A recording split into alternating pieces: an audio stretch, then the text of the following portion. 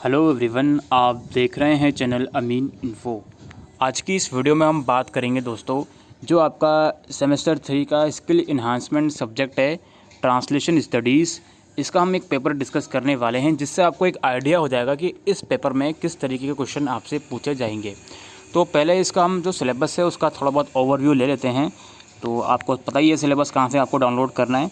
तो सिलेबस में यूनिट 1 में आपसे क्या पूछा जा रहा है, इंट्रोड्यूसिंग ट्रांसलेशन। तो ट्रांसलेशन की बेसिक नॉलेज आपसे इसमें पूछी जाएगी कि ट्रांसलेशन कहते किसको हैं, और यहाँ पे introducing basic concept and terms in translation studies through relevant task, यानी कि अलग अलग जो टर्म्स होती हैं अलग अलग, उसके बारे में आपको यूनिट 1 में बताया जाएगा। फिर यूनिट 2 है ब्रीफ थ्योरी ऑफ लिंग्विस्टिक की कुछ थ्योरीज़ हैं, जिसमें आपका मॉर्फोलॉजी है, फोनोलॉजी है, वो सब चीज़ें आपको पढ़ाई जाएंगी। Defining the process of translation का जो प्रोसेस होता है उसके बारे में आपको बताया जाएगा। Analysis, transference, restructuring through critical examination of diverse translated text. इसके बाद आपकी यूनिट 3 है, जिसमें types and mode of translation आपसे पूछे जा रहे हैं, जिसमें आपका है semantic and literal translation, free sense to sense and literary translation, functional and communicative translation, technical and office translation, transaction, audio visual translation. तो ये सब चीज़ें हैं। इसके बाद यूनिट 4 की तरफ बढ़ते हैं। तो यूनिट 4 में आपकी है प्रैक्टिस ऑफ ट्रांसलेशन की कुछ प्रैक्टिस आपसे करवाई जाएगी। कुछ पैराग्राफ को आपको कन्वर्ट करना पड़ेगा, कुछ को इंग्लिश में, कुछ को हिंदी में, कुछ को आपकी जो है मदर टंग में कन्वर्ट करना पड़ेगा, कुछ आपको जो है एक्सप्रेशन दी जाएंगी, उस एक्सप्रेशन को आपको कन्वर्ट करना पड़ेगा हिंदी में, कुछ हेडलाइन, कुछ टैगलाइन, ये सब चीज़ें आपकी इसमें रहेंगी। ठीक है। अच्छा, यूनिट 5 जो हमारी है, यूनिट 5 में इश्यूज़ इन ट्रांसलेशन में क्या क्या इशू आ सकते हैं। ठीक है। Translation and gender, translation and caste, translation and culture, translation and technology, translation and mass communication, और comparison and evaluation of translated text. तो ये सब चीज़ें हैं आपके ट्रांसलेशन स्टडीज़ के सब्जेक्ट में। अब हम डिस्कस कर लेते हैं इसका जो सब्जेक्ट है, इसका जो क्वेश्चन पेपर है वो किस तरीके का आ सकता है। तो ये आप देख सकते हैं दोस्तों, यहाँ पर पहले हम डिस्कस करते हैं क्वेश्चन नंबर 1। अब देखिए दोस्तों, जो OBE का एग्ज़ाम होगा उसमें इतने सारे क्वेश्चन नहीं पूछे जाएंगे। इस पेपर में टोटल 9 क्वेश्चंस हैं। ठीक है। तो आपसे नहीं पूछे जाएंगे इतने क्वेश्चन, तो इस चीज़ के लिए आप निश्चित रहिए। क्योंकि OBE है तो पेपर का पैटर्न काफ़ी चेंज होगा, लेकिन जो टॉपिक होते हैं, जो क्वेश्चन का पैटर्न होता है वो सेम रहेगा। ठीक है। तो यहाँ पे जो हमारा फर्स्ट क्वेश्चन है उसमें ये लोग पूछ रहे हैं, what are the qualities required to be a successful entrepreneur. Successful entrepreneur के लिए कौन कौन सी क्वालिटीज़ रिक्वायर हैं। एंटरप्रेटर इन द सेंस कि कोई ऐसा पर्सन जो ईज़िली किसी लैंग्वेज को समझकर किसी दूसरी लैंग्वेज में उसको कन्वर्ट कर सकता है। लाइक अगर आप हिंदी पढ़ रहे हो तो आप हिंदी पढ़ते पढ़ते इमीडिएटली उसको आप इंग्लिश में अगर ट्रांसलेट कर सकते हो, तो आप एक गुड एंटरप्रेटर हो। ठीक है। तो उसकी कुछ क्वालिटीज़ आपको इसमें पूछी जा रही हैं।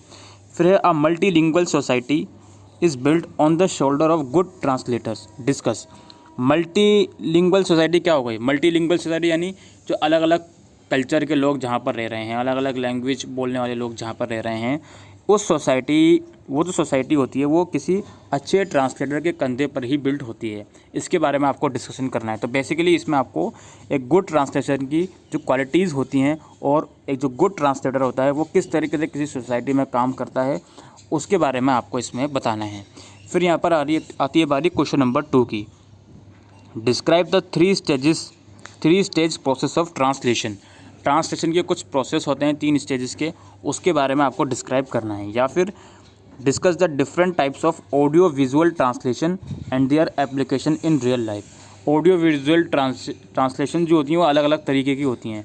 आई थिंक डबिंग होता है एक में सबटाइटल होता है और एक और तरीके की होती है। तो उसके बारे में आपको डिस्कस करना है। ठीक है। और रियल लाइफ में किस तरीके से आप उसको अप्लाई कर सकते हो, उसके बारे उसमें भी वो भी चीज़ आपको इसमें बतानी है।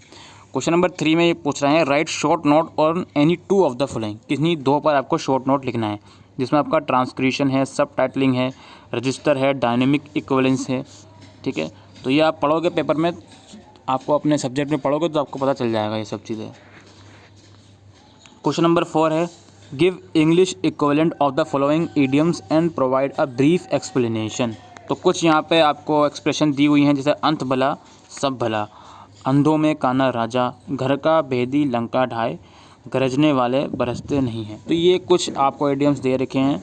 इसको पहले तो आपको इंग्लिश में कन्वर्ट करना है, ठीक है। इंग्लिश में कन्वर्ट करने के बाद इसका मतलब क्या होता है वो आपको बताना है, ठीक है। इंग्लिश में ही बताना है, मतलब आपको हिंदी में नहीं बताना है, ठीक है। तो ये 2 आपको करना है और एक आपका 5 मार्क्स का है, ठीक। अच्छा, क्वेश्चन नंबर 5 है translate any 5 of the following terms into English. इनको सिर्फ आपको ट्रांसलेट करना है आप, ठीक है। कुछ टर्म्स यहाँ पे लिखी हुई हैं जैसे प्रस्ताव, शिक्षा शास्त्र और जनगणना, विज्ञापन को एडवर्टीजमेंट कहते हैं आई थिंक, और आयात, निधि और नियोक्ता। तो इन तमाम वर्ड्स को आपको सिर्फ इंग्लिश में ट्रांसलेट करना है, ठीक है। सिर्फ ट्रांसलेट करना है, कुछ उसके बारे में लिखना नहीं है। 1 मार्क्स का 1 है आपको, तो 5 आपको करने हैं। ये बी पार्ट था आपका क्वेश्चन नंबर 4 का। फिर जो हमारा क्वेश्चन नंबर 5 है translate the following passage into Hindi. एक पैसेज यहाँ पर दिया हुआ है, इस पर्टिकुलर पैसेज को आपको हिंदी में ट्रांसलेट करना पड़ेगा, ठीक है। ये आपका 15 मार्क्स का है, क्वेश्चन नंबर 5 में है ये। फिर जो क्वेश्चन नंबर 6 है उसमें लिखा हुआ है translate the following passage into English. अब इस पैसेज को आपको इंग्लिश में ट्रांसलेट करना है। ये हिंदी में कुछ पैसेज दिया हुआ है कि दोस्तों और परिवार से बेहतर अगर आपको कोई जानता है तो वो है गूगल के किसी भी प्रोडक्ट को इस्तेमाल कीजिए, उसके बारे में जानकारी आपके प्रोफाइल से जुड़ी होती है। तो बेसिकली जो हिंदी का पैराग्राफ है इसको इंग्लिश में ट्रांसलेट करके अब आपको लिखना है, ठीक है। अच्छा, क्वेश्चन नंबर 6 हमारा हो गया। अब ऐसा भी हो सकता है कि दोस्तों यहाँ पर आपको पूछा जाए इंग्लिश में कोई पैराग्राफ दिया हो, इसमें लिख दिया जाए translate this passage into your own mother tongue. ऐसा भी आपसे पूछा जा सकता है, ठीक। अच्छा, अब जो क्वेश्चन नंबर 7 है you have receive the following audio visual material for translation, describe whether you would use subtitling और dubbing, in each case give reason for your choice, ठीक है। एन इंग्लिश मूवी, आपको कोई इंग्लिश मूवी दे दी गई, आपको उसको translate करना है, तो आप उस ट्रांसलेट करने के लिए उसको क्या मेथड यूज़ करोगे, ठीक है। वेदर यू यूज़ सबटाइटलिंग और डबिंग, क्या आप डबिंग यूज़ करोगे या सबटाइटलिंग यूज़ करोगे। सिमिलरली अगर आपको कोई न्यूज़ आइटम जो मलयालम में लिखी हुई है उस न्यूज़ आइटम को आपको ट्रांसलेट करना है तो आप क्या यूज़ करोगे, ठीक है। आपको रीज़न भी बताना है कि आप क्यों यूज़ कर रहे हो ये मेथड, कि आप अगर सबटाइटलिंग यूज़ कर रहे हो ट्रांसलेशन के लिए या फिर डबिंग का मेथड यूज़ कर रहे हो ट्रांसलेशन के लिए, तो वो मेथड आप क्यों यूज़ कर रहे हो उसका रीज़न भी आपको बताना है। फिर यहाँ पर एक हिंदी सॉन्ग वीडियो, इसको भी आपको ट्रांसलेट करना पड़ेगा। क्वेश्चन नंबर 8 है आपका you have been given the responsibility to adopt a novel story into your culture. Give the name of your text you would choose for adaptation and discuss the changes you would make to it. यानी कि आपको responsibility दी गई है किसी novel या story को आपके अपने कल्चर में ट्रांसलेट करने के लिए, तो आपको उस पर्टिकुलर चीज़ का टेक्स्ट देना पड़ेगा, उसका नाम क्या दोगे, आप किस तरीके से उसको ट्रांसलेट करोगे, वो सब चीज़ें उसमें आपको बतानी हैं। तो हमारा लास्ट क्वेश्चन है What are the challenges you would have faced while using machine translation?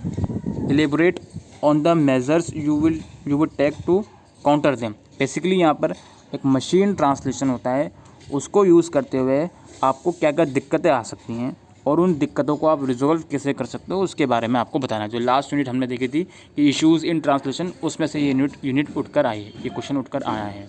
तो ये कुछ क्वेश्चन जो हमने डिस्कस करे दोस्तों ट्रांसलेशन स्टडीज़ के पेपर में, इस तरीके से क्वेश्चन आपसे बिल्कुल आ सकते हैं। और ये सब्जेक्ट काफ़ी, मैं ये नहीं कहूँगा काफ़ी ईजी सब्जेक्ट है, बट इतना मैं कह सकता हूँ काफ़ी इंटरेस्टिंग सब्जेक्ट आपके लिए होगा अगर केयरफुली आप इसको पढ़ते हो तो, ठीक है। तो इसी के साथ दोस्तों आज के लिए इस वीडियो में इतना ही। आई होप आपको ये वीडियो यूज़फुल लगी हो, वीडियो को शेयर करिएगा। Thank you.